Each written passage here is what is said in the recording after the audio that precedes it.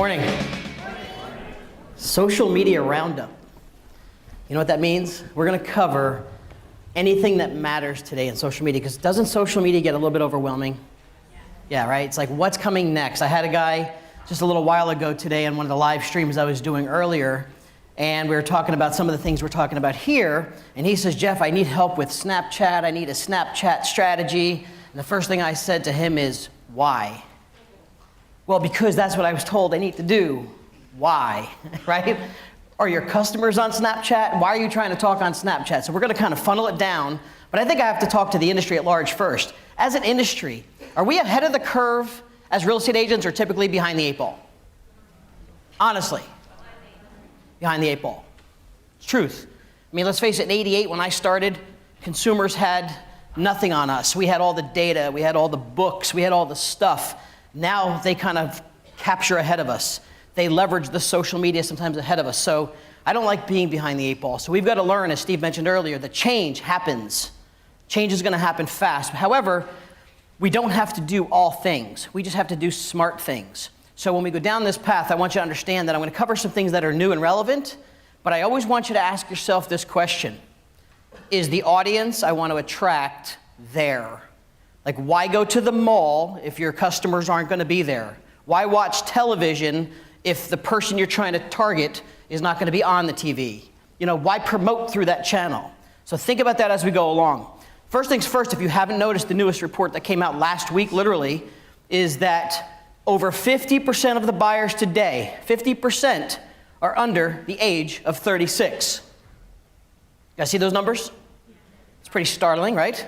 I mean, sellers a little bit higher in the 40s, but you have to think about this then. Where are the customers going to be when it comes to engagement? Because you heard, if you were at any of the Inman conferences, or you follow Gary Vee, you know, we're struggling for attention. We have attention span of 1 second less than a goldfish, I think, last time we checked, right? And it's really slim. And if you ever watch somebody, anybody have a teenager that's on Instagram by chance? Do you ever watch how quick they can go through Instagram, how quick they're digesting information? It's amazingly fast, and some of you are just as quick too. So we have to understand, we have to target this group of audience and the more that's coming behind it. So that's how we get ahead of the curve. Now, I have to set this up for us because we live today in micro moments. Micro moments. You might go, what is a micro moment? Now, you've heard Google talk about it. You're going to hear about it later today. Because that's really where the concept of where we are today is, a micro moment. We're capturing things in small bits and pieces, and that's how we ingest them, and that's how we pay attention. And I'll give you a sample because it comes in many flavors, and I'll show you a couple really great stats, because these guys are going to get copies of this stuff at the end, correct? Absolutely. Absolutely. So don't sweat about writing the stats down. You're welcome to. Take pictures, photos, but you're going to get copies of this stuff. So here's what a micro moment is in just one version, a personal one for me. So my son's playing varsity football this year, and he's a safety, and he's a quarterback, and he's playing two sides of the ball sometimes. And we were just getting our butts kicked last week. I mean, just horrible to watch. However, there was that one play where free safety comes up on a punt, blocks the punt, my son and another guy, recovers the ball for a touchdown, a defensive touchdown. I didn't care if the score was 50-0 at that point. It was that micro moment of, that's what I shared on social, that's what mattered to me, that 10 seconds of video clip. And that's how our consumers are looking at things too. So we have to understand, micro moments come in a lot of different ways. And if you talk to Google, billions of times a day, people are searching for several different things. I want to know, I want to go, I want to do, and I want to buy. I'm going to give you some quick stats, and actually I'm going to read a few of them to you because I think they're very relevant, which will set up why I'm going to talk about the social platforms we're going to share. So check these out. I want to know, 65% of online consumers look up more information online versus years ago. 65%. I want to go moments, doubled on what's near me and around me in search. I want to do, 91% of smartphone users turn to their phones for ideas when doing a task. And obviously all turning to 100 million plus hours of how-to content of how to do it. So they're identifying these moments, they're leveraging the smartphone, as you heard Steve talk about, and then I want to buy. I find this is 82% of smartphone users consult their phones before making a buying decision. Now think about that. They see a commercial on TV and then they go to their phone, because what are they really looking for? What was it? Reviews. They're looking for validation. They don't believe what they're being sold, so they look for their own validation. And that's what they're going to be looking for you too. They heard about you, they got your card, but they're going to be looking for validation of you. The question is when they get there, what do they find about you? So that's something that's an online reputation discussion, but these are awesome stats that you'll understand, because right now people all over the country are grabbing micro moments. Now, micro moments you saw me just share. What else is a good micro moment? Anybody take photos here today? Okay, those are micro moments. In the present stage, you're here. Do you mind if I share one of my micro moments? All right, hold on one second. All right, ready? This is a micro moment right here. How about you guys over there? Micro moment. It's in the present. It's what you're doing now. I won't forget y'all. Okay, that's a micro moment. It's here and it's now. And guess what? Does it carry a message? Do people actually want to know what's going on? That's why they're absorbing all this content. So as you take your photos on Instagram and all the stuff we're going to talk about in a second, that's how it's being absorbed. So you have to get into your world of, okay, where's my customer? What do they want to know? What valuable content do they want to know about? And how am I going to deliver to them in that micro moment? Those three things. All right? The other thing people are talking in is in emojis. Some people will only talk in emojis. But as crazy as that sounds, it's part of the communication world, also to describe that micro moment.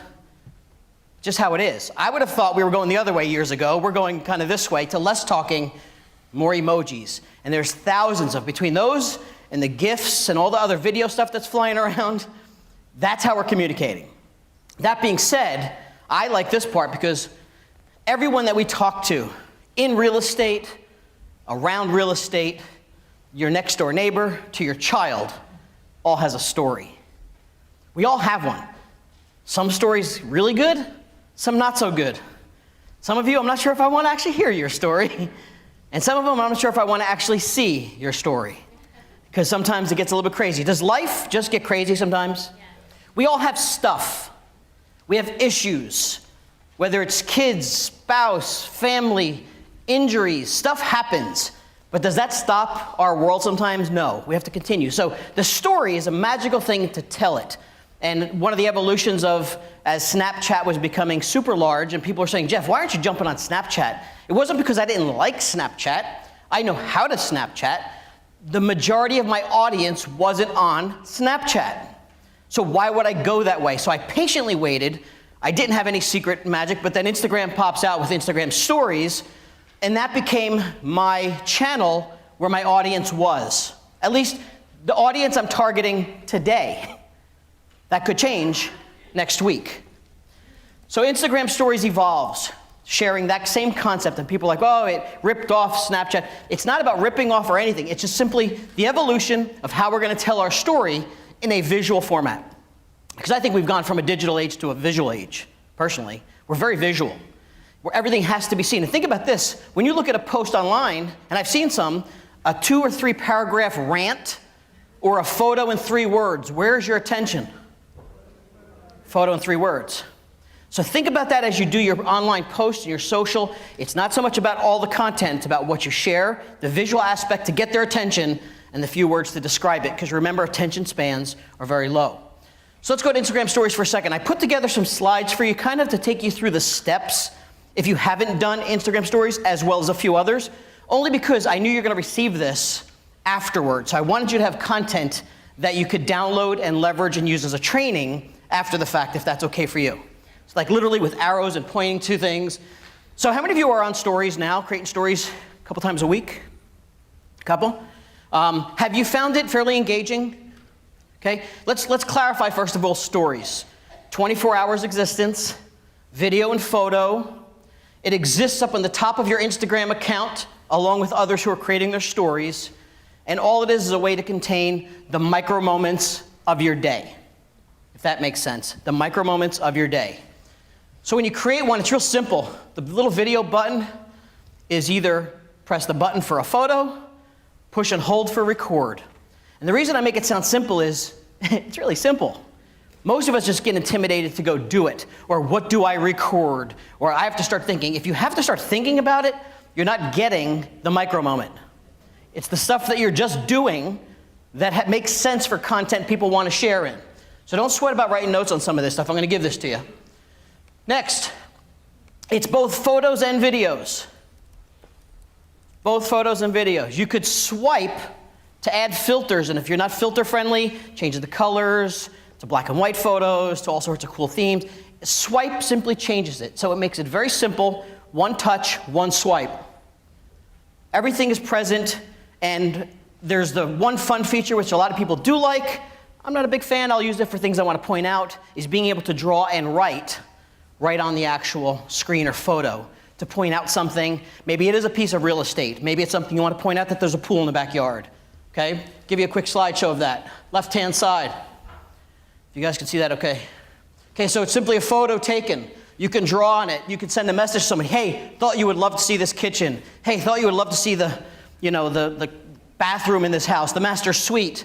Draw on it. Point out to your customers. And those are things. Keep in mind, if you're showing a property that has a unique feature, it's not just for the customer that's looking at it. How about all of the customers that are looking for similar unique features? That's where you have to get your mindset to go. If I've got a clawfoot tub, and I think it's kind of cool, that becomes a micro moment. I take the picture. How awesome is this? And then when that's shared, how much engagement will you get from other people that love clawfoot tubs? That's how consumers are. So don't get so stuck on, here's the house. Okay, give me something specific. Give me something cool about it. Give me the backyard grill that's built in or something. Okay, you can swipe for filters, and then you simply click the button to add it to your story. It's that simple. So coming out of here today, I'm not saying run out and create stories. Ask yourself the question first.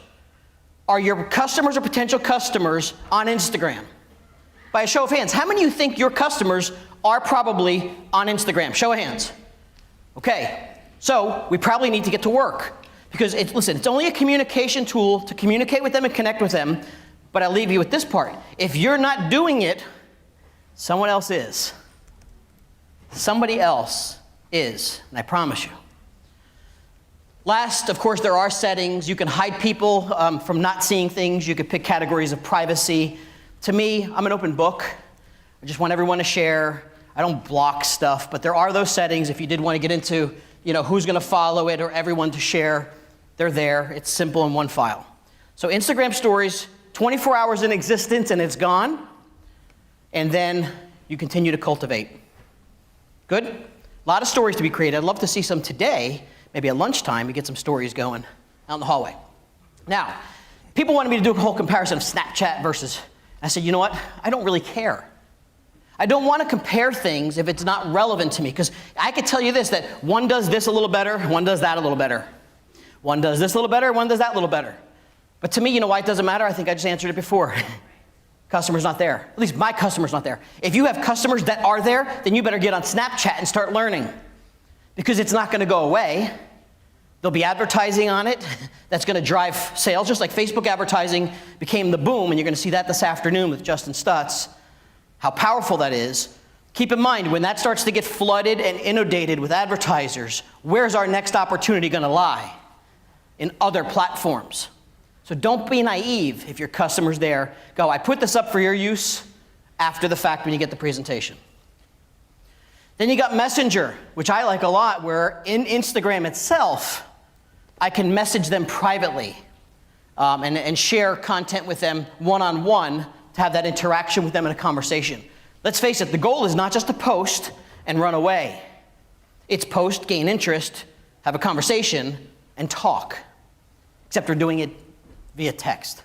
So Messenger is a great feature not many people take advantage of, and we should if you're in that platform.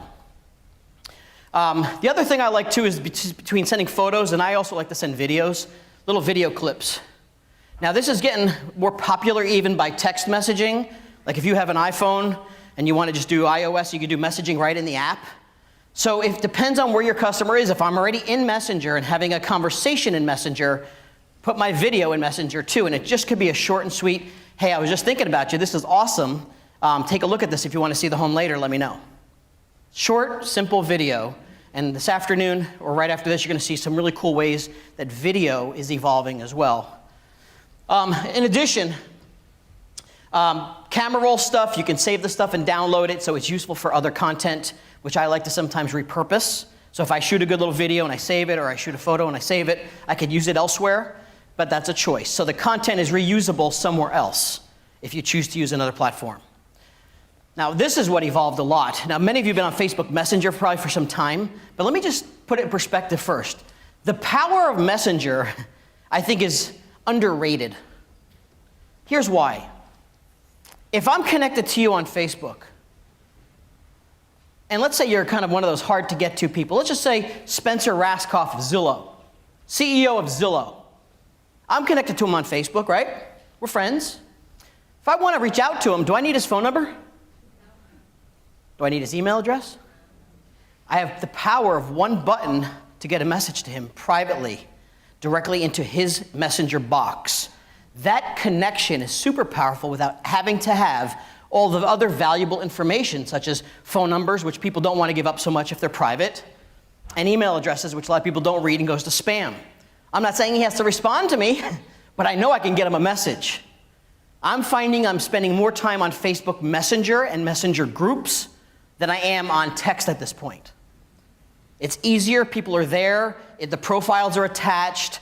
Anybody else finding that Facebook Messenger is becoming more impactful in your world and business? By show of hands, so I can see if this is happening here, yeah?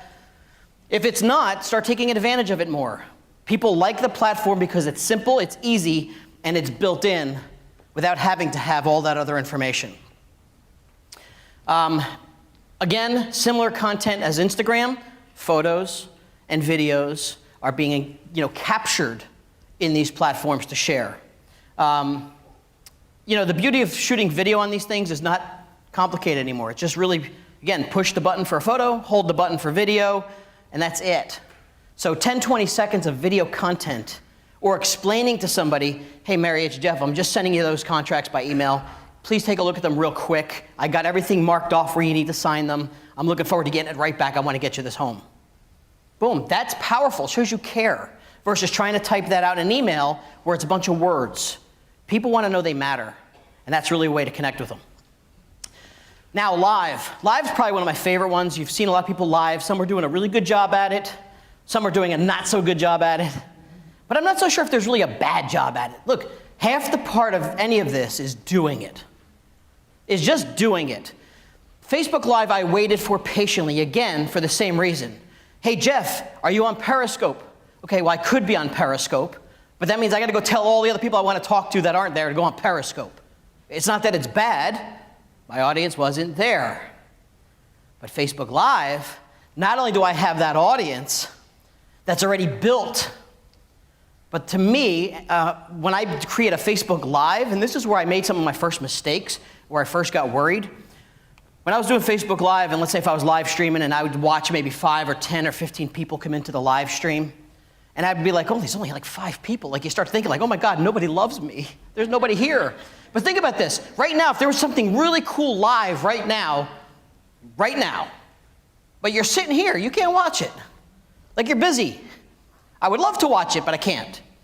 But the power of even just having those 5 or 10, what I learned was, if I kept the content and what I was sharing and that moment going, the beauty of it is when it's done and it's saved, it's now on my wall, and now it's shareable, and I could tag people with it, and that became ridiculously viral.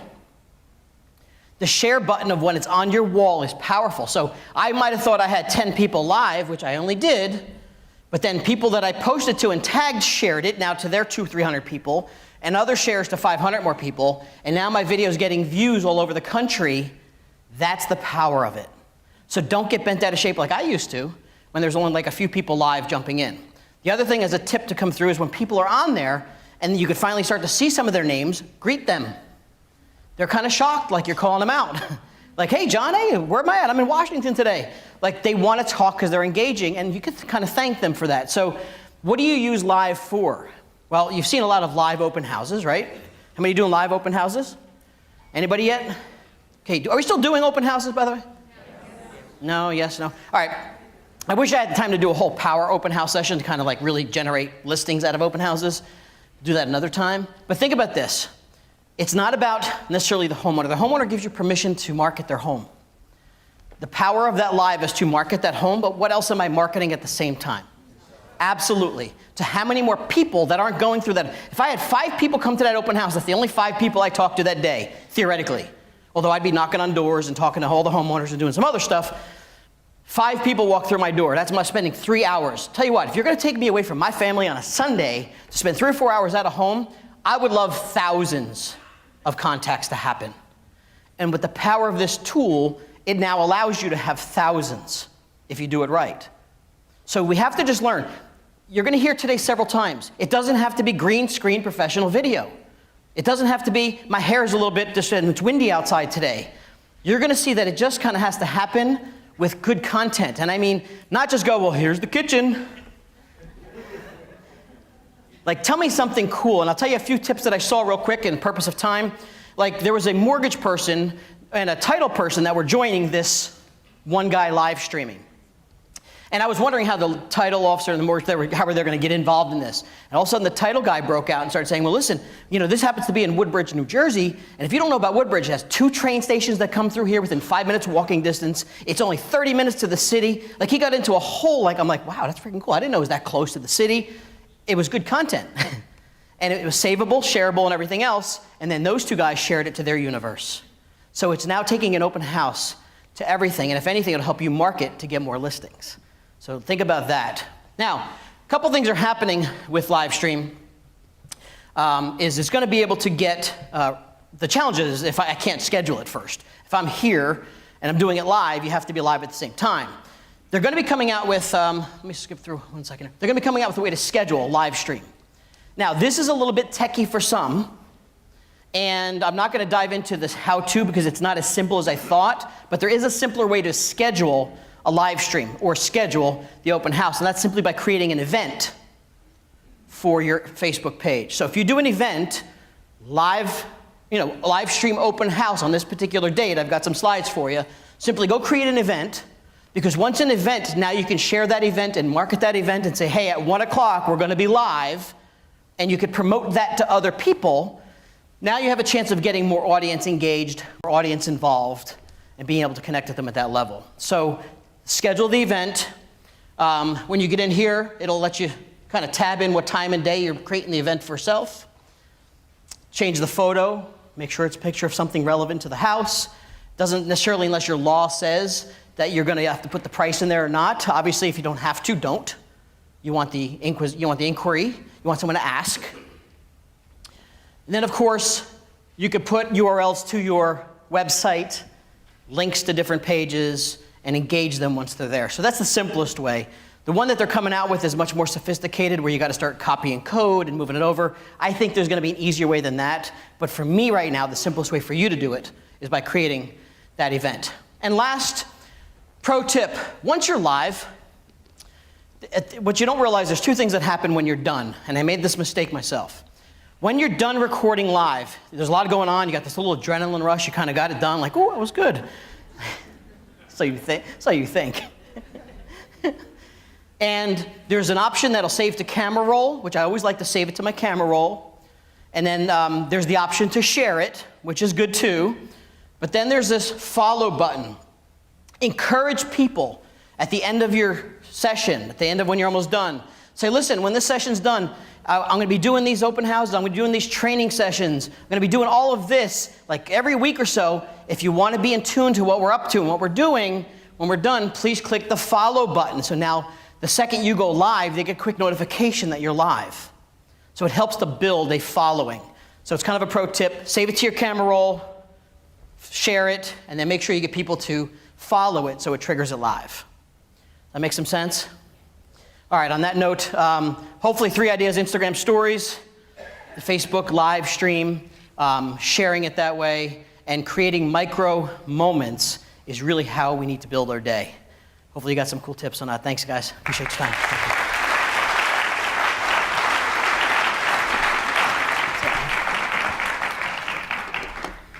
That was awesome. I mean, what I love about Jeff is that he talks about this stuff, but then he fully lives it. I mean, we're backstage getting everything prepped, and here he comes doing Facebook Live in real time, like, hey guys, what's going on? I mean, he's absolutely embracing these tools. But what I thought might be interesting for us to kind of dive into is let's talk about the opposite side of these tools. I mean, a term you use a lot is social damage. Yeah. And here is now live or messaging apps or various things that people can screenshot or I mean, tell us a little bit about your feelings on that and this kind of concept of social damage. Yeah, it's pretty powerful this time of year to have this conversation. So, you know, there could be a debate about this, and I don't want to debate. I'm just going to make a statement. So whether we like it or not, there's a lot of things going on right now that are very debatable, politically, religion, all that other good stuff. And we've always said don't share. Yet there's people in the industry say, hey, I want to have a voice, and if I don't have a voice, I shouldn't be able to stand up and say what I want to say. And I say this, you do have a voice, welcome to America, you can say whatever you want.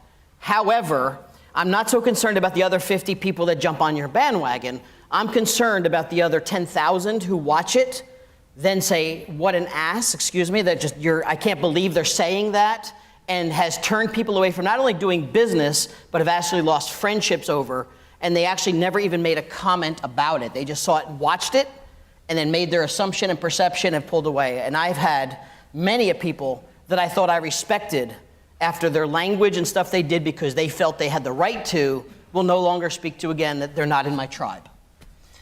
Damaging. Okay, so inside of that, I mean, I guess we're all just fully like, we're life casting, right? We're sharing these micro moments, these things that are going on. Yeah. We can get on live, we can get on Instagram. How do you prevent yourself from becoming overly narcissistic in this? Like, what's the way to create content and connect with your audience and not make it all about you? Yeah, because it really is hard to be bad. The best thing you can do, and that's really kind of the way to say this, the best thing for you to generate more business is to make others rock stars in your world. Who else could you partner with? Think about it. Where do some of your sources of business come from? It might be a title partner.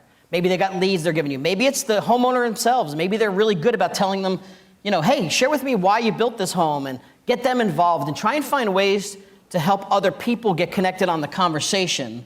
That's what I always like to try and do sometimes. Yes, it always turns back to me as the facilitator of it, but the more we can help others, because remember, it's the give and take. If I help you and start to get you comfortable with this, and I've had some people that I've really now have become live streaming maniacs, have now all come back and said, Jeff, if there's anything I can do for you, man, you really turned my business around with this stuff. Give it to them, let them do it. Really just about like filling other people's buckets. Fill their buckets, yep. So you mentioned a couple times in your presentation, your audience isn't in that space. They're not on Snapchat or like, how can I really decide where my audience is? What's that process like for you being able to identify that's where my tribe is, that's where I want to be spending my time? Yeah, I mean, a lot of it's, you know, you could do some searching around in some of the platforms. So I could do a search in different platforms. But realistically, getting to talk to a few of them, like if you're working with some buyers and they happen to be, you know, let's say age 30, and you might just want to ask them, you know, hey, just curious on social, what do you guys use the most? Where do you connect? We just sometimes want to make assumptions that because they're young, they're on certain things, or because they're above a certain age that they're not going to be on certain things. And it's a wrong assumption. I mean, I never thought I'd get my 75-year-old dad on Facebook, but he's the only way he's communicating or texting now. So you have to sometimes just ask, but also you get to know who you hang out with and who's your audience, but don't disconnect from the audience you want to target. If I want that older move-up buyer from the first home to the second, where are they sitting in which group? So I have to know, with your 75-year-old dad texting you back and forth, is he embracing emojis? Is he sending you smiley faces and thumbs up? The whole autocorrect is a hot mess right now for him. Because words that shouldn't be coming, I don't know, words are being, if I should screenshot some of those for a book. He has not gotten to emojis yet. And I'm not sure if I want to take him there. I think we're just good with some simple text and some Facebooking. You know, sometimes people will send me emoji. I don't even know what it means. I have to Google it to make sure that I'm interpreting the message the right way. It's crazy. Yeah.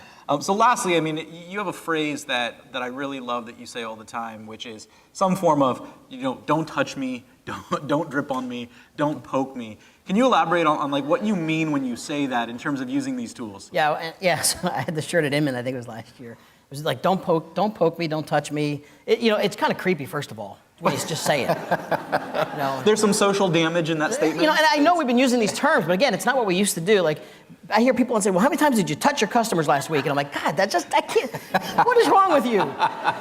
Like, that's gross. But we've, it's just crazy. Maybe because I have 6 kids and that's just where our minds go lately.